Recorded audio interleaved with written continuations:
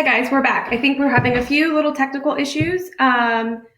Hopefully you guys are still there. And I'm Tala Matchett. I'm AJ Gonzales' mom, for those of you who know AJ. And we're in Austin, Texas, and we're going to make some bread today. Most people love bread and carbs. And today we are making a bread that is super crusty and crunchy on the outside and really soft and moist on the inside, something that you would get at a restaurant. And the key to making that bread is really a pot with a lid. And so there's lots of different varieties of these. I have two different sizes that look like this, but when you cook the bread, it's actually steaming. And so that steam makes it really soft on the inside and then crunchy on the outside. So we'll go through all of the steps to make bread.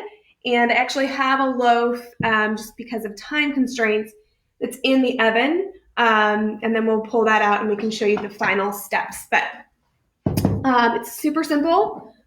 Flour, salt. I like the Himalayan salt or a sea salt. I wouldn't do table salt. And then warm water and activated or very active dry yeast. If you don't have activated dry yeast, you're going to need to activate it before this recipe. So this goes in the refrigerator, and it should say very active or just active dry yeast in order for this recipe to work. So first off is 3 cups of flour. I don't use bread flour. Some people prefer bread flour. For this recipe, I just use regular flour. You can use either. I wouldn't use cake flour, and I haven't experimented with whole wheat flour. I'm sure it would be similar, but you would get a little bit of a different texture.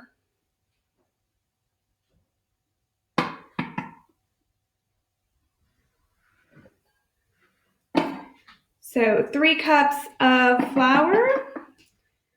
Make sure that doesn't come screaming out.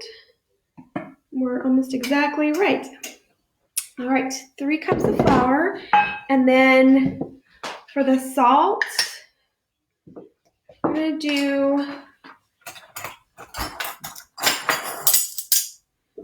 2 teaspoons. There are 3 teaspoons in a tablespoon, and so 2 teaspoons of salt.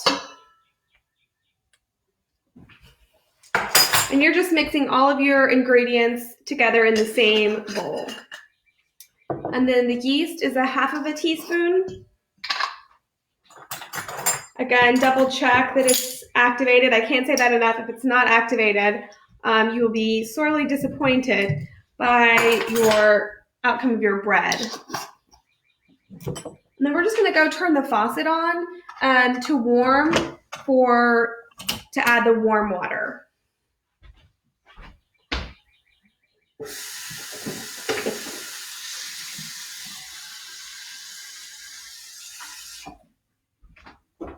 We're doing 1.5 cups of water.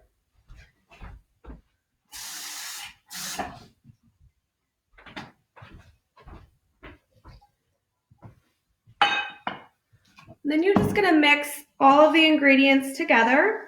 I like using a wooden spoon. This wooden spoon my dad actually carved for me, so it's special when I use it. I think about him. Can you go over all the ingredients again, just to repeat it? Yep. And so I'm going to try to get a view of this. This is what the beginning, when you start stirring it, it should look like. You're just going to really mix it as minimally as possible. If you stir it too much, you're not going to get the great air pockets that you get in really good soft bread. So we are just going to stir this. I would say it's just like about a minute, and get those sides really good. And it should look sort of what I call raggedy. You're going to see sort of, it looks a little bit raggedy. You do want to make sure that the bottom pieces of flour get incorporated in, because if they don't, they will cause clumps. So again, what is in the bread is 3 cups of flour, 2 teaspoons of Himalayan pink salt or sea salt, either one. I prefer the Himalayan. And then a half of a teaspoon of the activated dry yeast, and 1.5 cups of warm water, not hot water, but warm water, and that can come just straight from the tap. So we'll wipe this down, and then this is a either 8-hour or 24-hour wait on the bread. So we have another loaf that I made the dough yesterday. It's already in the oven, so I can show you the final steps. But what we're going to do is we're going to cover the dough that looks like this, kind of fall out there. And we are going to cover it with saran wrap cellophane, again for 8 to 24 hours.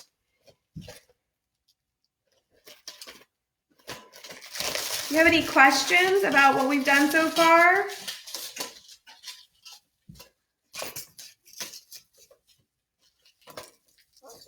No questions? Okay. So I have this window right here, so I like to set the bread near the window and the stove. It really makes the yeast proof, which is going to activate that yeast and get it to be bread and not a tortilla. So it's going to sit there, and then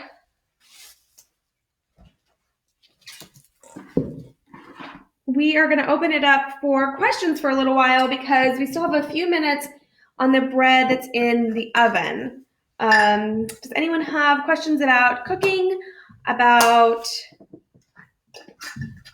this recipe specifically? While people are doing or maybe thinking of questions, I have a couple of questions of my own. Yeah. This is not related to bread, but what is your favorite quick pasta recipe? Oh, good. Okay, so AJ asked, what is my favorite quick pasta recipe? And I have 2. One is just pasta with olive oil, lemon, a little bit of Parmesan, and then salt and pepper. You can add other herbs such as basil or thyme into the pasta, and it's really easy. And then you can add protein or other vegetables. But lemon, olive oil, salt, pepper is an amazing base, and then adding from there. The other one that is probably my absolute favorite is soy sauce, and you can use tamari. I like regular soy sauce, and Tabasco sauce, pasta, butter, and Parmesan. And so once your pasta is cooked, you throw it in a pan with a little bit of butter, a little bit of olive oil, and add sort of first soy sauce, and then however hot you like it, the Tabasco. And the Tabasco and the soy sauce together are amazing combo.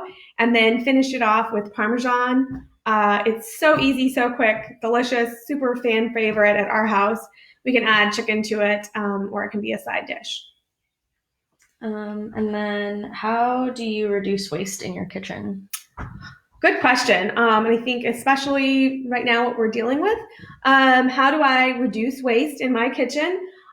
This morning is a good example. We had a lot of vegetables that probably have 1 to 2 days left.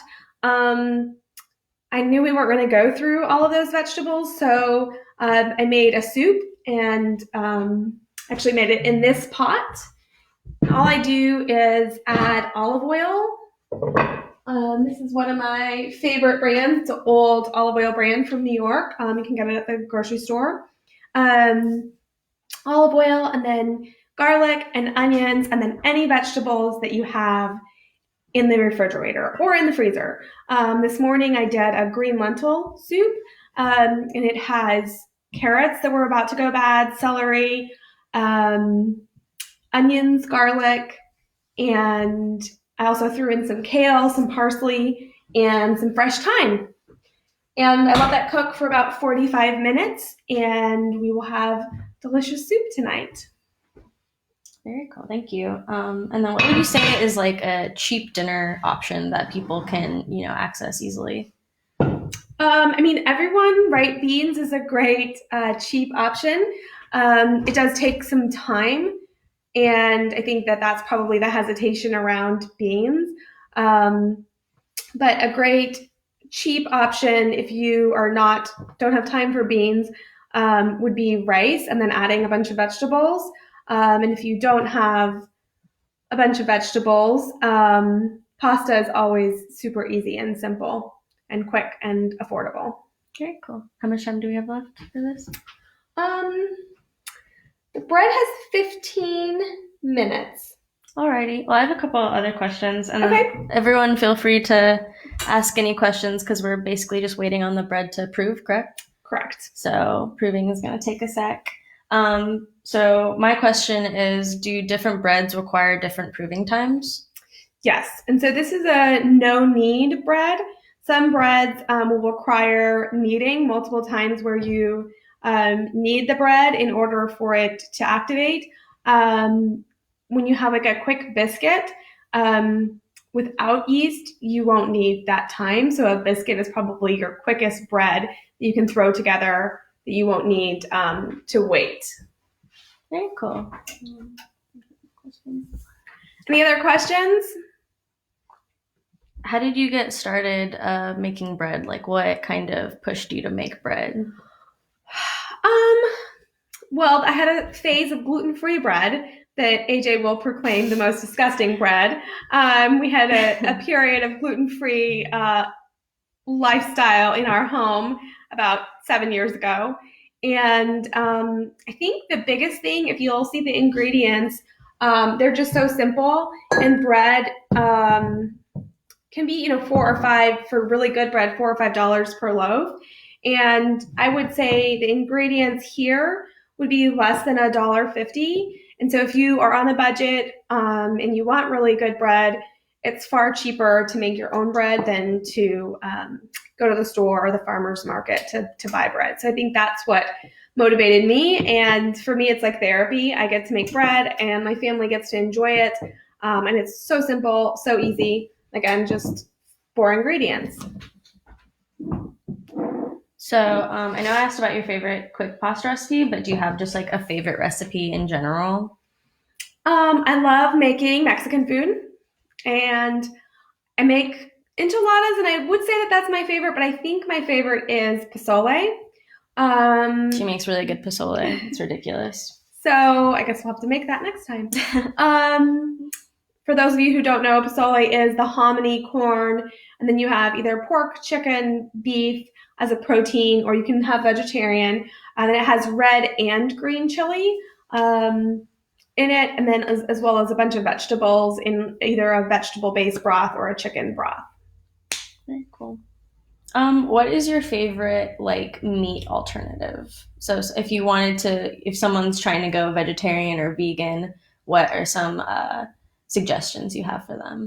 Yeah, I think that there's a lot of products on the market that are replacement, and I think that you can really get yourself into a sticky situation when you are they're fillers and they are things that really aren't that great for you. And so I would say, tofu is okay, seitan is okay. If we do vegan or vegetarian, we usually go with those options. But I would say trying to find your protein from vegetables and plant-based is a far healthier option. And soy is healthier, but it's just for men, it's just not that great. And even for women, there's studies about excessive soy, and most of our vegan and vegetarian options, substitutes come from soy. And so limiting that, I think, is a great idea. But a lot of vegetables that have protein is beans. So you can get protein from beans. You can also get a ton of protein from kale and green vegetables.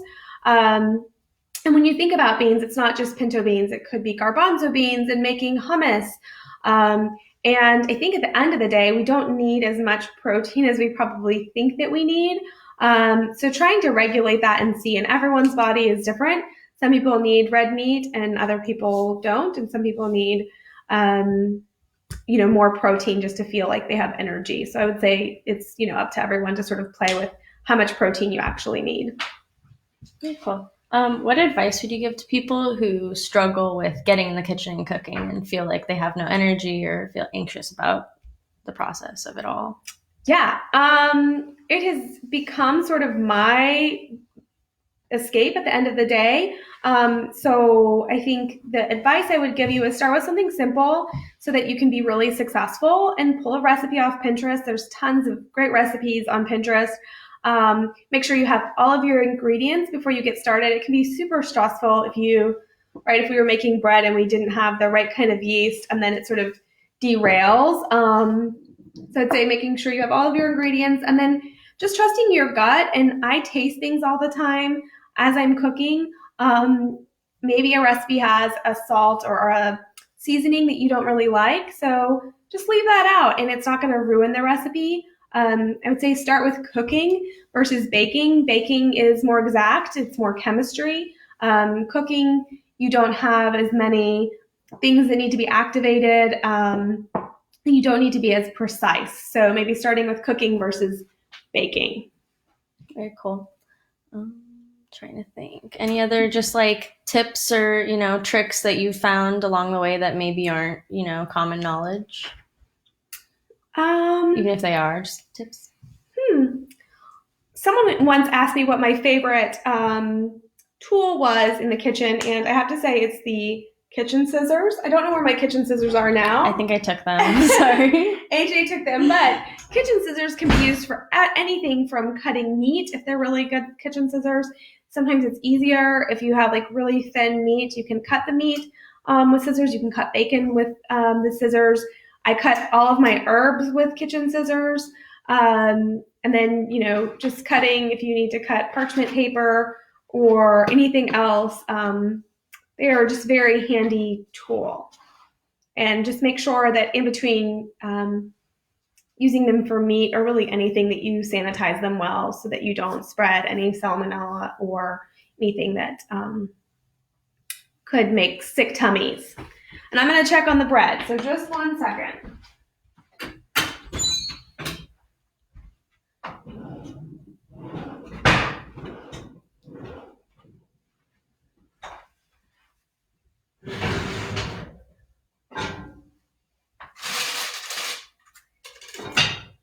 Okay, so the bread has been in about 40 minutes, which is perfect, and it looks good. I'm going to show it to you. And then we've got another couple of steps to do that really makes this bread delicious. So it's been in the oven with the lid on for 45 minutes. We're going to take the lid off for the rest of the baking. And that's going to allow the top to brown. And what we have here is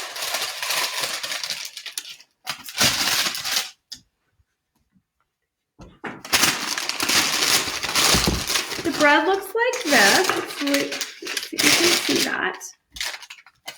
See that? And so it's not as brown as we'd like it. And that's going to happen in this last 8 minutes of cooking. So you can see it's starting to get a little brown here, but we've got a little flour on the bottom. So what's going to happen is we're going to stick it back in this hot pan. We are going to take our olive oil, and this step is optional. You don't have to do this, but I think it makes the best bread. As we're going to drizzle, you can overdo it, but trust your judgment. And I like the salt on the top to be a little more coarse than the fine salt. So I have pink Himalayan salt that we're going to come right out of the shaker, and we're just going to stick that on there. And this is going back in the oven for 8 minutes.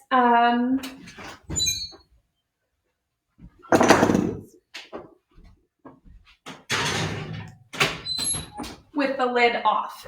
All right, so I know this might be a little confusing for folks, but we're gonna go in reverse. We missed sort of the middle step, and I did that intentionally. So the bread that we made that we stuck by the window, it has sat in this saran wrap for 8 to 24 hours. Now, these are the steps that we're going to go through to get it into the oven. So I hope everyone's following that. Just because of timing, it's a little weird. I like using parchment paper, and I reuse the parchment paper for my bread until it completely falls apart. So I can probably make about 6 loaves of bread with one piece of parchment paper. So I don't worry too much about it because I do try to recycle it. Parchment paper likes to roll up, so setting something there is best. So this is the dough that was made last night. So it is already sat out. And you can see it looks a little bit shinier than this one. And it looks like it's adhered together more. So this is double, so don't worry about the size, but just look at the texture there. This is the one that we just made, and that's the one that's been out. All right, so I would say be generous with flour. It's very sticky. You're gonna spread the flour all over the parchment paper, and you're gonna put it on your hands. We're gonna grab this bread. We're gonna slowly toss it.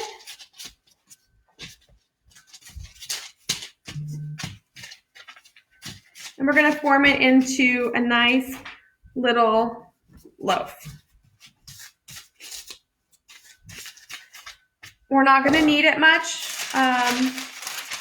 And we may dump a little bit of this extra flour out. But ultimately, there's your bread, and it's ready to go into the oven.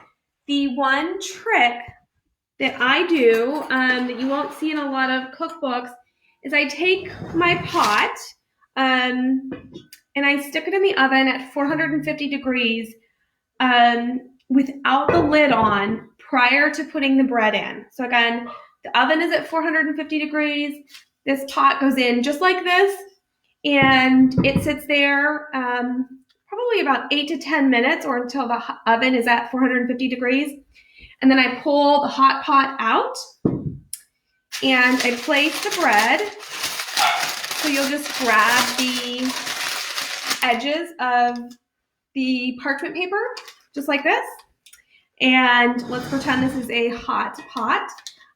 We are going to stick the bread directly in there, and then we are going to close it and put it back in the oven put the pot back in the oven with the lid on and the bread inside for 45 minutes. So that's the middle step that you would do 8 to 24 hours after you've made your dough. Are there questions about that? I can walk through the whole process again if there's questions. Just to make sure, since we did sort of jump around. No questions?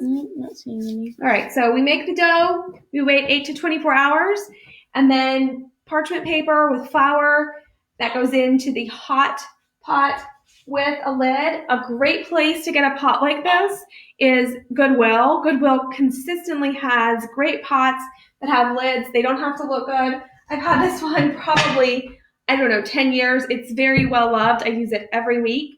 So something like this would be absolutely great. It just needs to have a lid that closes so that steam stays in there. And so then we bake the bread for 45 minutes. We pull it out. What we did was we put olive oil and salt on the top, and it goes back into the oven without the lid so that it can get brown and crusty on the top. So I'm going to check on the bread and see where we're at.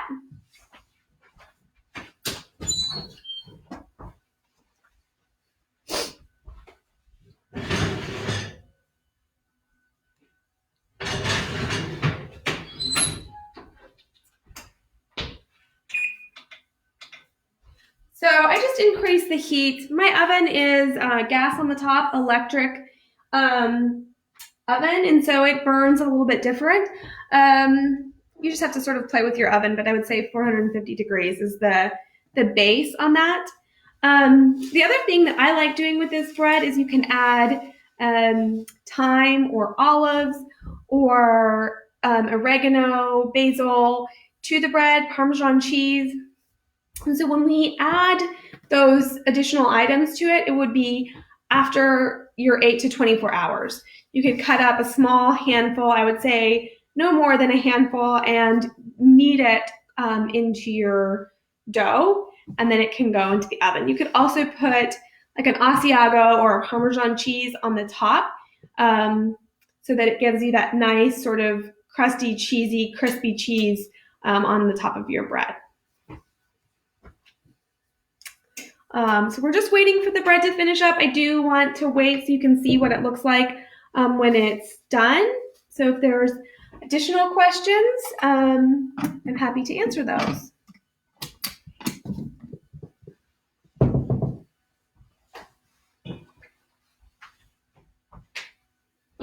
Looks like we're not getting any questions. No questions, okay. Well, we'll ask AJ some questions. AJ, what's your favorite meal that I have either taught you to make or that I make? I would say there's so many. That's why I'm not like, honestly, the pozole is probably one of my favorite. Yeah. Pozole is really good. Your lasagna is really good. You make this really good, I forget what it is, but it's like a Thai like noodle and like vegetable kind of like bowl thing. Oops. All right, that is our timer. Yeah, I would say the thing if you're just getting in the kitchen that really saves me a lot of time is meal prep.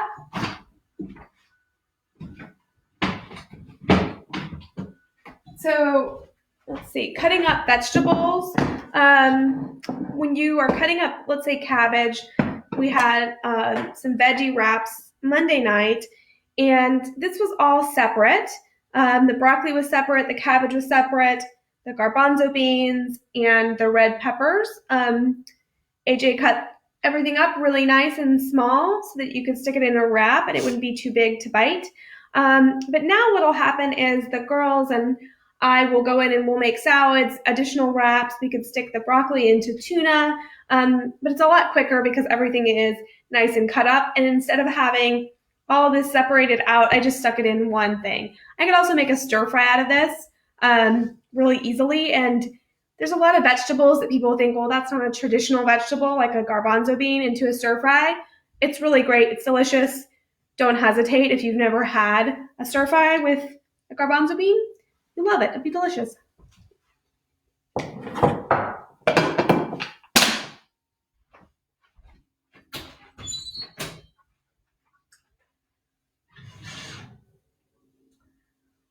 All right, so this bread probably has 2 to 3 more minutes, but I'm going to show it to you and let you guys go. So you can see that the parchment paper is already turning brown just from being in there. And this is the bread. It is almost done. I like to see it a little bit more brown, especially in like spots like this. I would like to see most of it sort of this color. So I'm going to stick it in there 2 more minutes. But if there aren't any more questions, we're going to sign off and the bread is going to go back in the oven. So I'll wait just about a minute to see if you have additional questions, comments, or how we can do this better next time.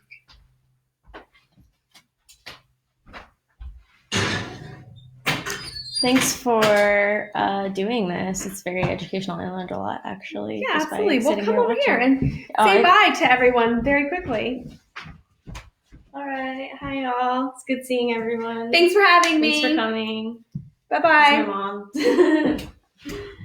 Okay, we'll just exit out. Oh, where is it at?